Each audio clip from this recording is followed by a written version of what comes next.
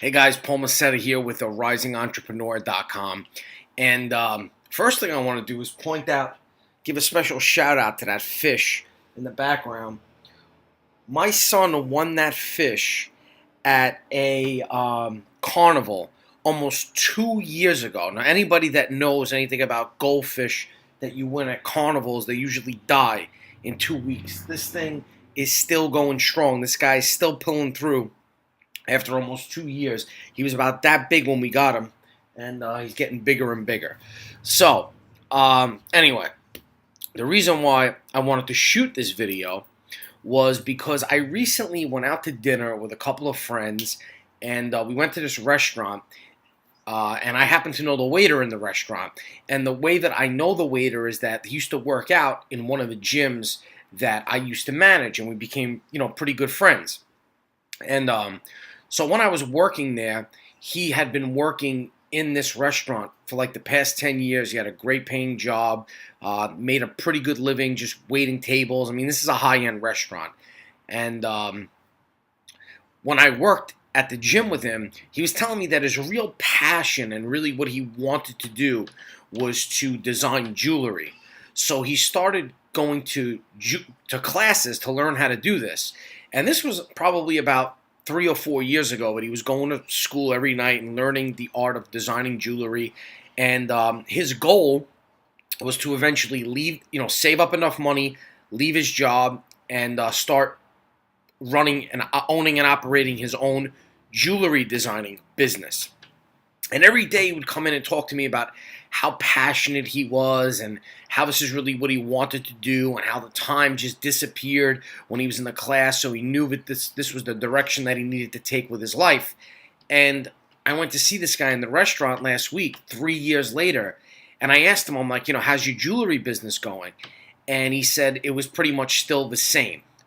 That he was still working in the restaurant and dabbling with it a little bit on the side, but nothing had really changed. And I stopped and I thought for a second because that reminded me of another story, which is a funny story because it kind of was the catalyst for me finally letting go, quitting my day job and jumping into the world of entrepreneurism. When I was a manager in a fitness club, which was the last job that I had, I knew that that wasn't the right job for me. I knew that it really wasn't what I wanted to do with my life. I knew I was capable of doing a lot more. It was a great job, and I enjoyed working with the people that I worked with for the most part. I didn't like it when I had senior level people that would come to my gym and tell me how I should run it when they'd never actually done my job before. So that kind of stuff frustrated me a little bit, but the main reason why I left, or what led me to leave, was I was having a conversation with my district manager one day, and he said, I got something I got to tell you. I'm going to be leaving the company. An opportunity popped up for me where I can basically live close to rent-free for the next 6 months because a buddy of mine took a job relocation, and he's going to let me lease his apartment for next to nothing, and it's a good time in my life where I can really figure out what I want to do, and I don't know what I want to do, but I know that this is not it, and I know that it's time for me to make this move and time for me to move in the direction that I want to, and there's only so long you can put this off for. And that story really inspired me. And I went home and I sat down and I thought about it, and everything that he said just clicked in my mind. And I was like, you know what? My time has come. I need to do the same thing.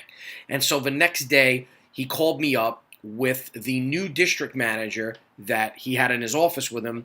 And he's like, Paul, I want to schedule an appointment to come by with the new district manager and introduce you to him. And I said, well, before you introduce me to him, I have something I want to tell you. I know you told me that you're leaving the company, and I got to tell you that story really inspired me.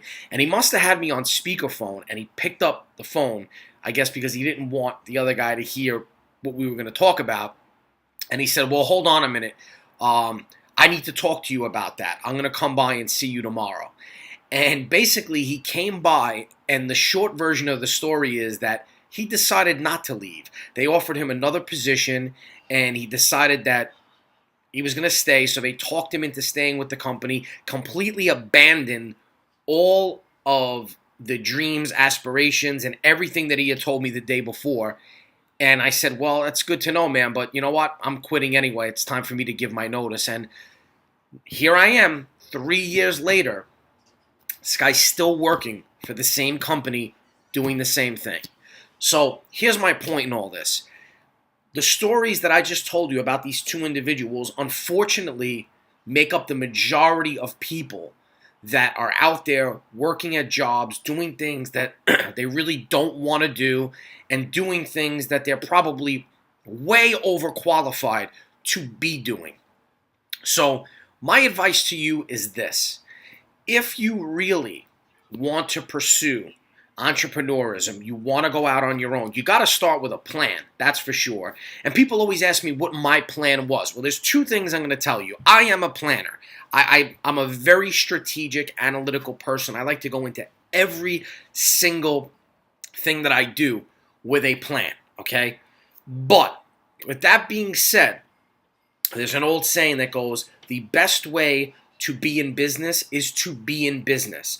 And what that means is that, yes, you can go into entrepreneurism with a plan, and you should. However, there are certain things that you will never figure out and you will never discover until you're actually in the middle of it and you're closely connected to your business. There are just certain things that you will never see from the outside looking in that you will see when you're on the inside. So if you're waiting for that perfect moment when all the stars are aligned and everything's, perfect and it's the perfect time to jump in, that time is probably never going to happen, because the more you keep procrastinating and planning for that perfect moment, the more you're going to realize that that perfect moment doesn't actually come until you are in the middle of the shark-infested waters and your back's against the wall and you need to figure out how to make things happen. So, people always ask me, what was my plan? Well, I asked myself 3 questions before I quit my job and went out on my own. I said, I've made a little bit of money doing what I was doing on the side. And I asked myself, is that process, the process that I went through to make that money, is that process repeatable? Can I repeat that over and over again, at least for a short amount of time, and eventually can I scale it? And the answer to that question was yes. The next question that I asked myself was, if for some reason I'm completely wrong and I'm completely missing the mark on this entire decision, and everything that I've done so far somehow backfires on me and it stops working for me, what is the longest amount of time that I can go without making an income and still while I'm trying to figure things out, and without going broke and having to pay all my bills? And the answer that I came up with there was 3 months. So basically I had saved up 3 months worth of expenses to where if I had quit my job that day and just made no money for the next 3 months, I would still be able to pay my bills.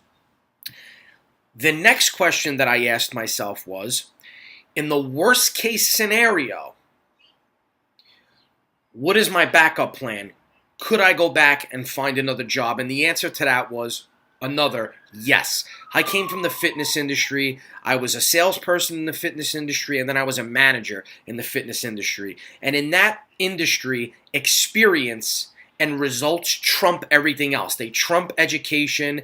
They trump anything you can imagine. If you have solid experience in that industry and you have a proven track record, that pretty much trumps everything. And it is a great industry because from an employee perspective, it almost is recession-proof. There are always jobs in the fitness industry if you got experience and you got a proven track record. And I had both of those things. So I knew that if I fell flat on my face and nothing worked, I'd still be able to get a job in pretty much any fitness club or company that I chose, making the same amount of money or possibly even making more money than I was before.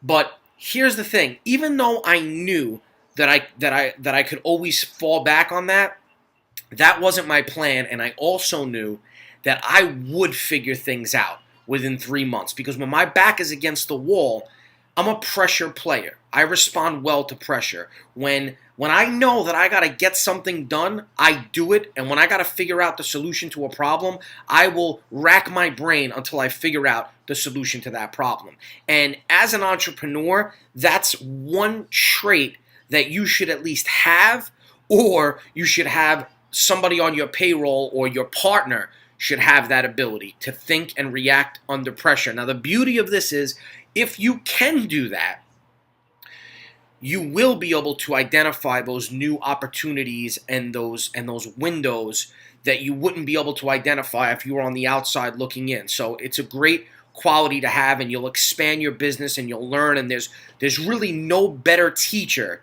than experience in the business world. The last thing I'm going to leave you with was the first part of this that I mentioned, which was saving up my money.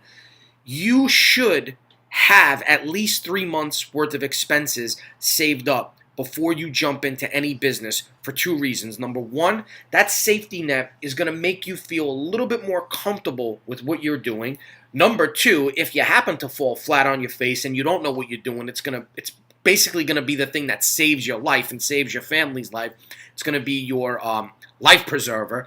And the third thing is this: if you go into business, okay, one of the primary aspects, one of the most important things of any business is knowing your numbers, knowing how much money's coming into the business, how much money's going out of the business, managing your expenses, knowing how much each customer's worth, knowing the customer lifetime value, knowing the customer acquisition number, which is how much you're willing to spend in order to acquire a customer, what your average ROI, or return on investment, is per marketing campaign. And the thing is this: if you can't manage to save your own money and manage your own money, it's going to be difficult for you to do that as a business owner, right? So if you have a hard time managing your personal expenses, chances are you're probably going to carry that over into the business world, and you're going to have a tough time managing your business expenses. Now, yes, there are exceptions to the rule. There are people that are dead broke, have no savings, know absolutely nothing about managing money, and then they follow their dreams, they go into business, they figure things out, they become wildly successful, and they do know how to manage their money. But again, they are exceptions to the rule. If you really plan on becoming a business person, an entrepreneur, being in business for yourself, you got to start training yourself to learn the value of a dollar and how to manage the value of that dollar. I'll talk to you soon.